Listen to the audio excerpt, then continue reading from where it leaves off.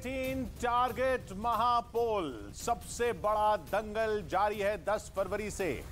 इस बीच जंग की खबरें हम देख रहे थे और ध्यान हट गया था उस चुनावी जंग से जो जारी है अभी भी उत्तर प्रदेश में। बाकी राज्यों में तो मतदान हो चुका, लेकिन उत्तर प्रदेश में अभी भी आखिरी चरण का मतदान चल रहा है। 10 फरवरी से यह दंगल शुरू हुआ, 10 मार्च को नतीजे आने हैं।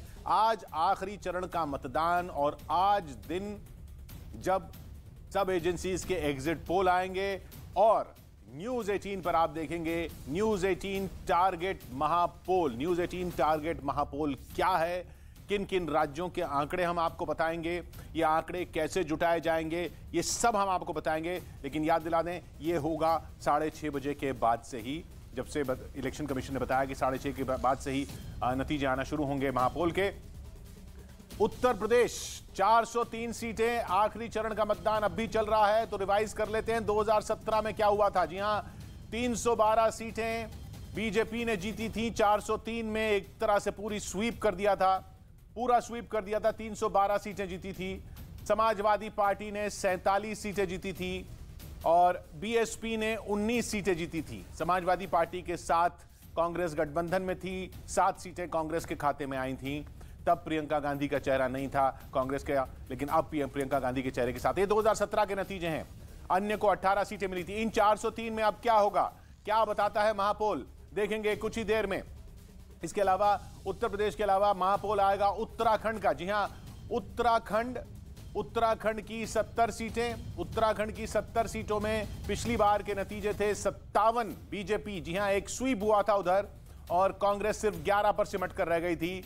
11 पर सिमट कर रह गई थी कांग्रेस। आम आदमी पार्टी का खाता नहीं खुला था, आम आदमी पार्टी तब उतनी बड़ी प्लेयर थी भी नहीं। इस बार आम आदमी पार्टी भी दम ठोक रही है उधर, और अन्य को 2 सीटें मिली थी उधर। उत्तराखंड के बाद बात करेंगे पंजाब की। जी हां, पंजाब की 117 सीटें, पिछली बार कांग्रेस ने 77 सीटें जीती थी, तब चेहरा कैप्टन अमरिंदर सिंह का था। इस बार चरणजीत सिंह चन्नी का है। अकाली दल 15 सीट पर सिमट कर रह गया था और दूसरी सबसे बड़ी पार्टी बनकर उभरी थी आम आदमी पार्टी 20 सीटों के साथ, लेकिन 20 बहुत कम थी और सरकार कांग्रेस ने बनाई थी जब उम्मीद आम आदमी पार्टी बनाने की कर रही थी।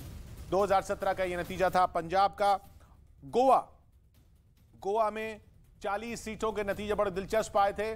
कांग्रेस को 17 मिली थी, बीजेपी को 13 मिली थी, अन्य 10। लेकिन सरकार किसने बनाई थी? सरकार बीजेपी ने बनाई थी और पार्टियों के साथ मिलकर, और कांग्रेस घटती फिर कुछ भी नहीं रह गई थी।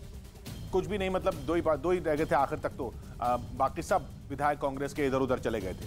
ये हुआ था गोवा में, और ऐसा ही कुछ हुआ था मणिपुर में। मणिपुर में इतना बुरा तो नहीं हुआ था कांग्रेस का, लेकिन 28 कांग्रेस के थे, बीजेपी के 21 थे, लेकिन सरकार बीजेपी ने बनाई थी। एनपीएफ अन्य सब जोड़ जाड़ के, और फिर कांग्रेस से भी काफी लोग निकलकर चले गए थे। तो ये हुआ था मणिपुर में।